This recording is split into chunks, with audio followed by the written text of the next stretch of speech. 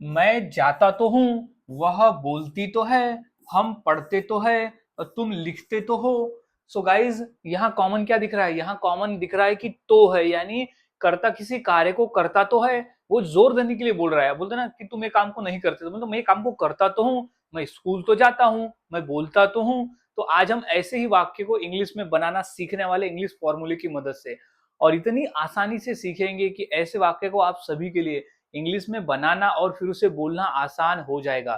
तो क्लास के अंत तक बने रहे और एक एक चीज को अच्छी तरह से समझ लें।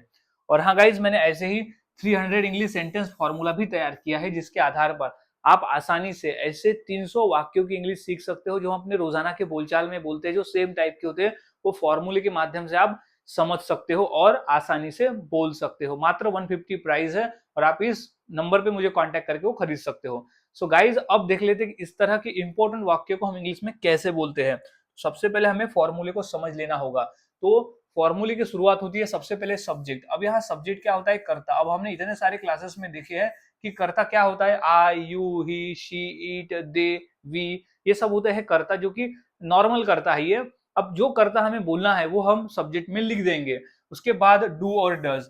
अब हर किसी के साथ डू और हर किसी के साथ डज नहीं लगेगा सब्जेक्ट के बाद में। किसी सब्जेक्ट के साथ डू और किसी सब्जेक्ट के बाद के साथ में डज लगेगा। अब डू लगने वाला है आई, वी, यू, दे, इनके साथ में लगेगा डू, और फिर इसके बाद में आएगा ही, शी, इट, या फिर किसी का नेम रहा तब हम डज लगाएंगे, यानी subject plus do, subject plus does.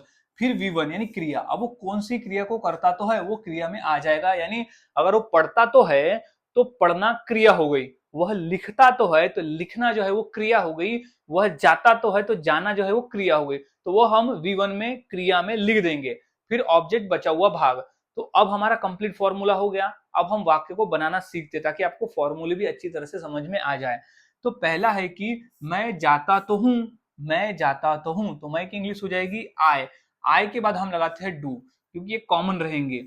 ये फॉर्मूले में डू और डज जो है वो कॉमन रहेगा, और हिंदी में मतलब रहेगा तो है, टू है। और अब आई डू क्या है? जाना।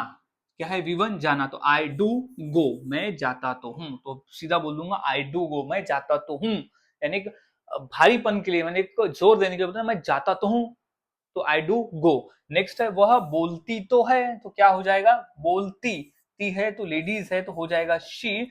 शी के बाद हम लगाते हैं डज, तो शी डज।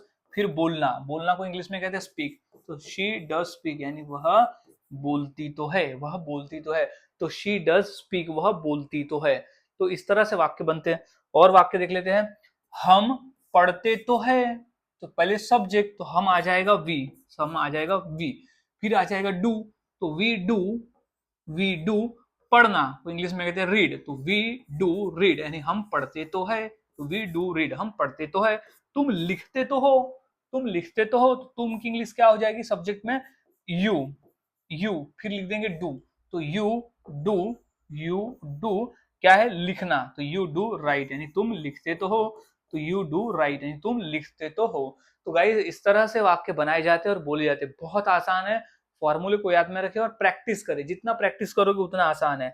नेक्स्ट है मैं स्कूल जाता तो हूं, तो क्या हो जाएगा सब्जेक्ट में? सबसे पहले आई, फिर हो जाएगा डू, आई के बाद हम लगाते हैं डू, तो आई डू, फिर V1 क्या है? जाना, तो आई डू गो, कहाँ? स्कूल, तो I do go to school, मैं स्कूल जाता तो हूं।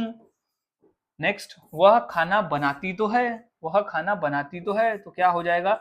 शी, फिर लिख देंगे डज, तो शी के बाद आता है डज, तो डज शी डज कुक, खाना बनाना को इंग्लिश में कहते हैं कुक, तो शी डज कुक, यानी वह खाना बनाती तो है। तो इस तरह से गाइस वाक्य बनाए जाते हैं और बोले जाते हैं। बहुत आसान है। फॉर्मूले को याद में रखें और प्रैक्टिस करें, जितना प्रैक्टिस करोगे उतना आसान है और उतना ही आसानी से आप सीख जाते हो। तो अब इसी फॉर्मूले के आधार पर दो वाक्य देता हूं। जैसे रमेश नाचता तो है और हम सीखते तो है, तो ये दो वाक्य की इंग्लिश क्या हो जाएगी मुझे कमेंट सेक्शन में जरूर बताएं, और प्रैक्टिस करते रहे। जितना ज्यादा प्रैक्टिस करोगे उतना आसान है और उतना ही आसानी से आप बनाना सीख जाते हो। तो मिलता हूं अगली क्लास में ऐसे ही फॉर्मूले के साथ में।